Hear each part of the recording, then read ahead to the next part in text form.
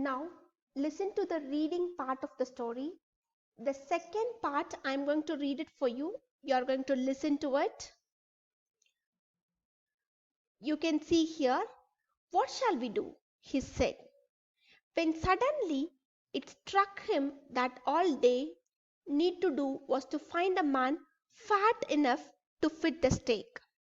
The servants were immediately sent all over the town looking for a man who would fit the stake, and their eyes fell on the disciple who fattened himself for months on bananas and rice, on eating wheat and rice. You could see that they got ready with a stake to kill a person, but the merchant is not fitting to the stake. What they have decided now? They have decided to find a fattest man who could fit to the stake. You know what is called stake, children? Stake is the machine which will be used for beheading things, okay? Cut things to murder someone, to behead someone. So here, when they are ready with the stake, they can find that the merchant is, his body is very thin and he does not fit to the stake. So this foolish king and his minister, they are coming out with the idea, we are ready with the stake and this stake is big, okay? The merchant is not, he could not fit into the stake. Now they are finding for a fattest man who could fit into the stake now. Who is the fattest man in the city now? After searching for a while, immediately the soldiers of the king, they came to an idea that the disciple, okay, the disciple is the fattest man in the town who could fit to the stake. Listen to the reading now. "What have I done wrong? I am innocent. I am sannyasi. That may be true, but it's a royal decree that we should take a fat man to fit the stake," they said, and carried him away for execution. He remembered his wise guru's word. What is the wise guru's word over there? "This is the city of fools. You don't know what they will do next." While he was waiting for death, he prayed to his guru in his heart. The fattest disciple who is waiting for death, he prayed to his guru in his heart because he could remember that when his guru told him, "This city may do anything to you." Okay, they don't know that what has to be done, because you know that these people, they are um, sleeping during the daytime, and during the night time they are doing their business. So this is a city of fools. If you are going to stay here, you don't know what will happen. So this is being happened over there.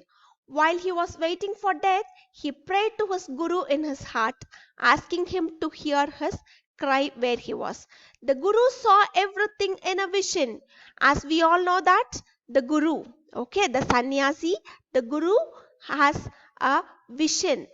They could see things, okay, in real. Even though it is not going to happen in front of them, they could see things, okay, in a vision. This is what is happening. He had magic powers. He could see far, and he could see the future, as he could see the present and the past. We all have a belief. We all have a belief that a guru can see present, the past, and he could even see the future, what is going to happen. We all believe that the guru has such magical powers. He arrived at once to save his disciple, who had got himself into a such scrape through love of food. What is the meaning of the word scrape? When you read the text, you will come through a word called scrape. What is the meaning of the word scrape? Okay, a silly thing, okay, and it is because of his love towards the food he got that, okay.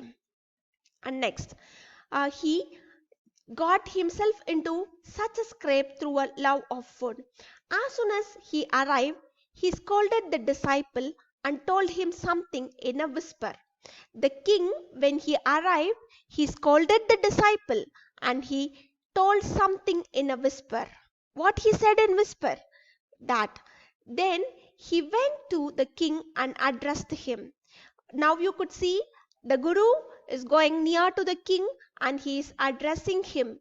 O wisest of wisest kings, who is greater, the Guru or the disciple? The king is giving a reply as, of course, the Guru. No doubt about it. Why do you ask? So, this is the reply given by the king. You can see the Guru approaches the king and he asks him, O wisest of wisest kings, who is the greater, the Guru or the disciple?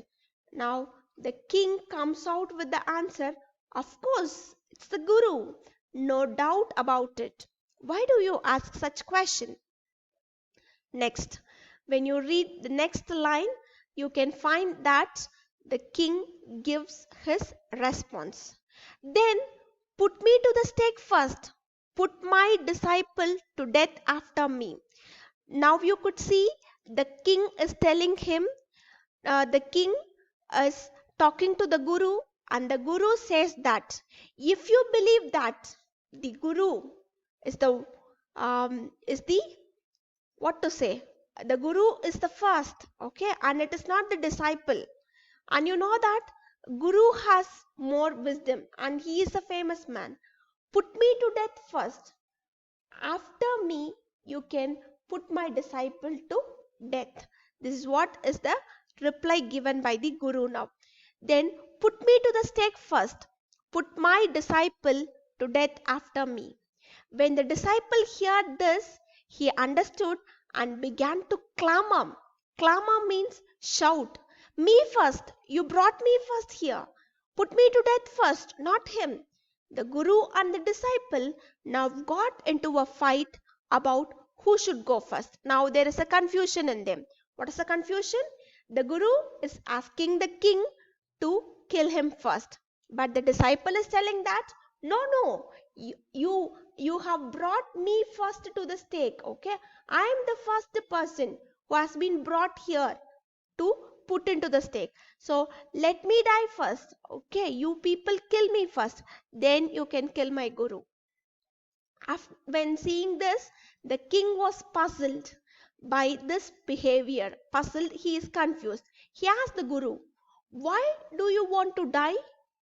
He is asking a question. Now a king gets a question in his mind. Why a Guru has to die?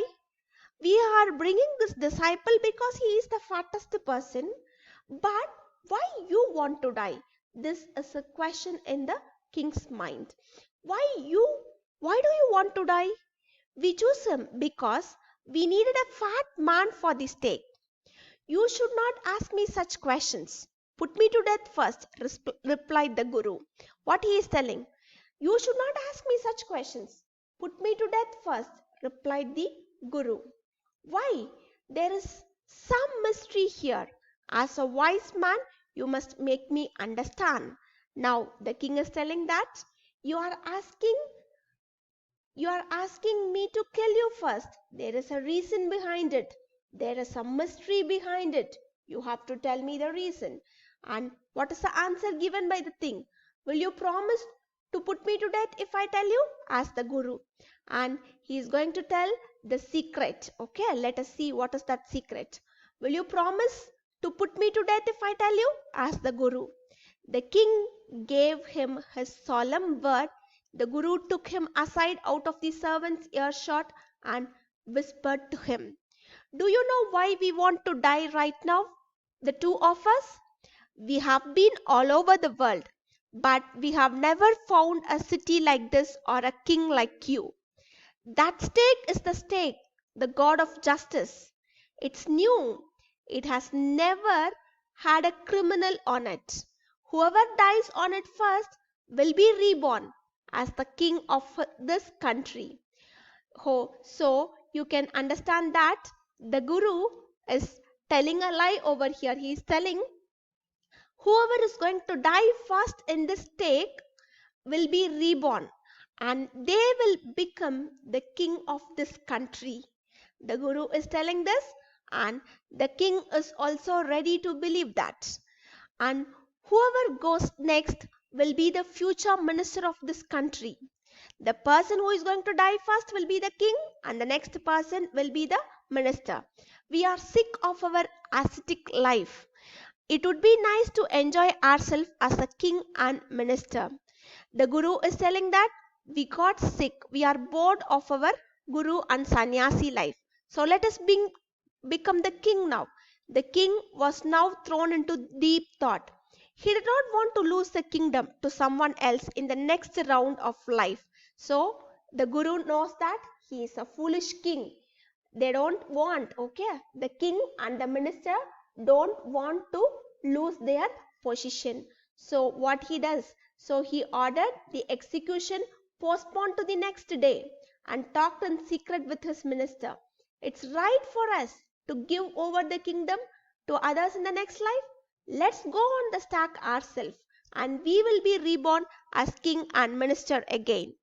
Holy men do not tell lies, he said, and the minister agreed. So he told the executioners, we will send the criminals tonight. When the first man comes to you, put him to death first. Then do the same to the second man. Those are my orders. Don't make any mistake. So if you start reading the story, you can find that the king will be put to death and the minister will be put to death. Whereas, who becomes the king next? The guru becomes the king and his disciple becomes the minister after their death. So, this is what after they become the king, they'll start ruling the city. So, this is the story which you have read in the Kingdom of Fools. From the story in the Kingdom of Fools, it is understood that it is a hilarious story from the starting till the end, and it is considered as one of the most famous Kannada folk tales by A.K. Ramanujan. Okay, Kannada folk tales by A.K. Ramanujan, and this story is translated into various languages owing to his immense popularity. Since this story has become famous, it has been translated into various languages, and the story describes the life of the people of a kingdom which was ruled by a fatuous king, okay, silly king and his minister. And in the highlights the importance of rational thinking and clever acting. What does the story highlight? It highlights the importance of rational thinking and clever acting. Even though this is a funny story, hilarious story, but it highlights the idea of rational thinking and clever acting. We come to an understanding that a king should be clever and the minister should be clever enough in nature to rule the country or to rule the kingdom which is given to them. If they fail from their duties, no one can help them. One such story is A.K. Ramanujan's In the Kingdom of Fools. Is that clear for you children? Okay. Read the story on your own, and whatever I have done it for you is to improve your reading skill and to give you the idea of the lesson. I'll see you in the next class children. You have to read the story and I have asked you some questions that you have to answer. Will you answer the questions? Yes, you are going to do that. I'll meet you in the next session children.